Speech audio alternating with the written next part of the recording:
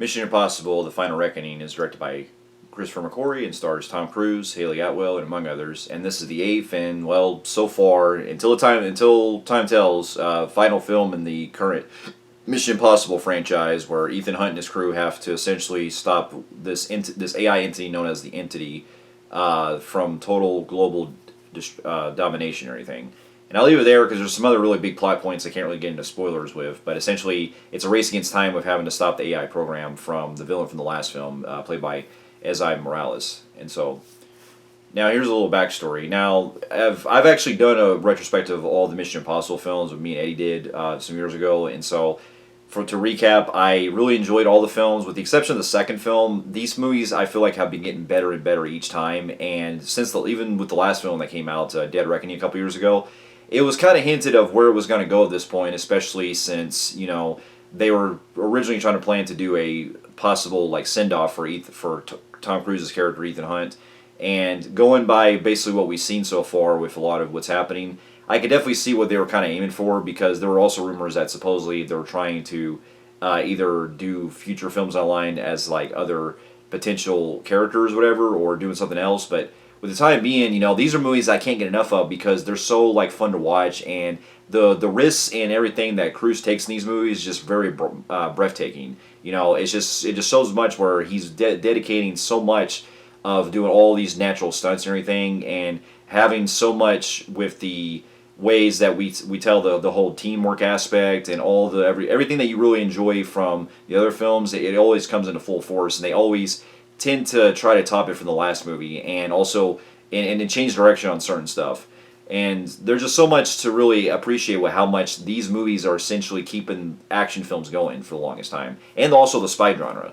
And so, when Dead Reckoning came out a couple years ago, I was really not only really impressed with how we got with how it played out, but also the way that it was able to still keep it to the idea of them trying to go after something that would be an AI entity. I thought was really unique, and they really go into more detail with this. And the hype for this, I could honestly say, was just, once again, it was there. I could definitely see why they changed the title for this, because honestly, this really, in a way, does feel like it could be pretty much the final film. And I've said that for many years, that if 3 was going to be pretty much the top to really end everything, and because I always thought the third movie was going to pretty much be the final conclusion at the time, but they kept going with more. And I've still also been glad they kept it going, but with this one, with it having to be what would be considered the last movie, I'm down for it. I was definitely down for it. And so, upon seeing it, I can say that I really did enjoy this movie a lot. It's got a couple of things that do hold it back from being great compared to the last film,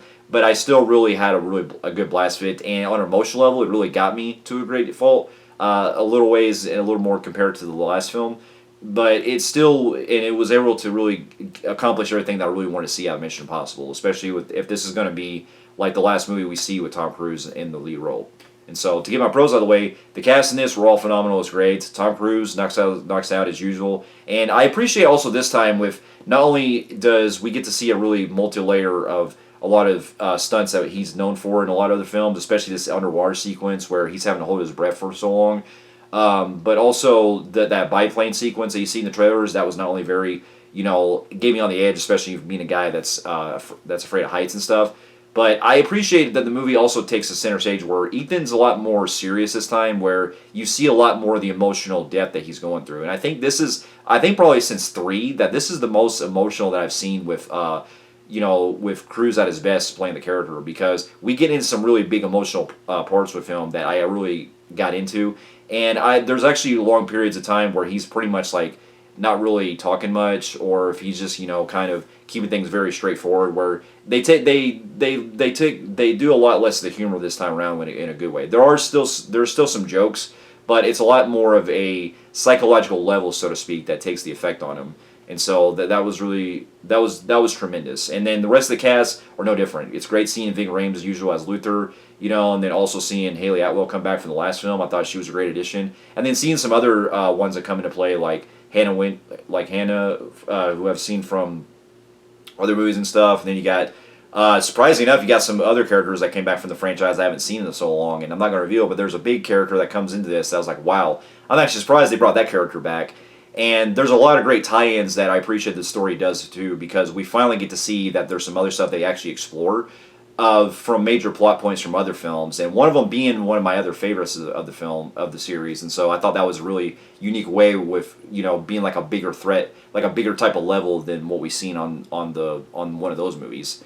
And the teamwork aspect and how they're able to pretty much do a lot of this, working together and having to they're having to pretty much be separated and stuff. It kind of reminded me a lot of what we saw with like Fast X, but in a good way, where our characters are pretty much separated and they're having to go on their journey to pretty much save the world and everything. So we get a lot less time where Ethan's pretty much doing his kind of thing, and then you have the team pretty much their things separate. Which I know that could be kind of a fault, because that is something that we kind of sort of saw in Mission Impossible 2, where it felt more like Ethan's movie. But this time they made it where it is still a Mission Impossible movie, where you get to see that everyone has a reason to keep coming into play and having a part in the story. Because even when we're bringing Kittredge back in this, and also Shea Williams, Shea's character back, they all play a big purpose, and there's some really great tie-ins they do with the other film with some characters that I found myself really engaged in. The movie does keep it going with either going with like big set pieces and stuff, or going into other major stunt work. And seeing this at IMAX was such a blast, because you can definitely feel it on the edge, and the sound design, the sound editing, and everything, it really was booming, especially in the theater. And then the action sequences, they're tremendous in this.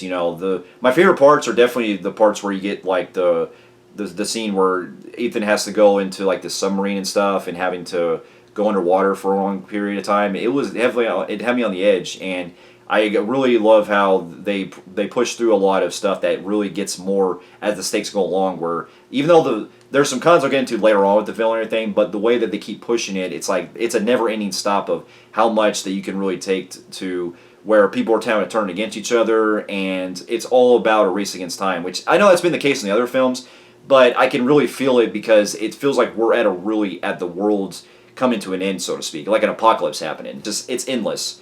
And the other thing I got to really appreciate is how they bring not only familiar themes back, but also the way that it also plays into the emotional level. I thought was not only very engaging, because there's a really big thing that happens at the beginning of the film that not only had me almost in tears, but we also get into some that later on down the film road that I really have such a really big emotional impact for me, that I could definitely see why they're keeping everything the way they are with how it plays out in the end. Because I'm not going to spoil anything, but the way it does end, I feel like it is a proper send-off, and it does everything that I wanted. It certainly concludes it in a very satisfying way. Now, if I do have to get into just some minor cons, we'll have to say that the movie does have some dialogue that really does feel a little drawn out for about the first half, because the thing that I found kind of a little distracting at times was there were points where you get to see like clips of other films, which is pretty cool to see, because you get to see flashbacks that happen throughout. But at the same time, I think that it would have worked a lot better had you not really shown like clips of the actual films happening, because it would have showcased, okay, when you're seeing how the actual flashbacks come into gear, it could have at least been better to not use actual clips. You could have just maybe explained it, but use it in a better way that's not very exposition heavy. You know what I mean? But just have like a quick kind of dialogue that goes into that, and just make it make it more subtle, so to speak, because the movie does kind of wind down, kind of take a while before we get the action into gear, which is something I did have an issue with Mission Impossible 2, but not nearly to that extent, because the problem for me with Mission Impossible 2 was that it took a long, long time where we were pretty much getting a lot of setup, and then we eventually got to the cool stuff. This one, they have some cool stuff that takes place in the beginning, but then it kind of takes its time with trying to really set up a lot of stuff to really get the plot going in gear. And I did have a little bit of issue with the pacing on that, but it didn't really hold me. It didn't really bother me too much, because once it got going, everything was coming into place, and I was really following with how it was playing out. And another thing I had an issue with is, we could have seen a lot better stuff with the villain again, because I felt like as much as I liked the guy that plays him from the last movie, I felt like this villain in this, I feel like there's more they really could have explored a lot better with, so to speak. You know what I mean? And just written him a lot better to where he is a good threat, but just showcase a lot more with it. It's similar thing like I had with the villain from Part 4. there's just more that we could have also had more screen time with him because he's really kind of takes a back seat for where we don't see him throughout most of the movie. And so there was that. I still had such a wonderful time with this, and I'm glad that we get. And if this is the last Mission Impossible movie we have for now, I'm fine with it, and I'm glad we went out on a good high note. And so, with that, I'm going to give it a low phenomenal grade on the Film Freaks meter. And so, for those of you who've also seen Mission Impossible: The Final Reckoning, and also the other films, let me know in the comments of what you thought about it. And thank you so much for watching, and I'll see you in my next review. I'll see you later.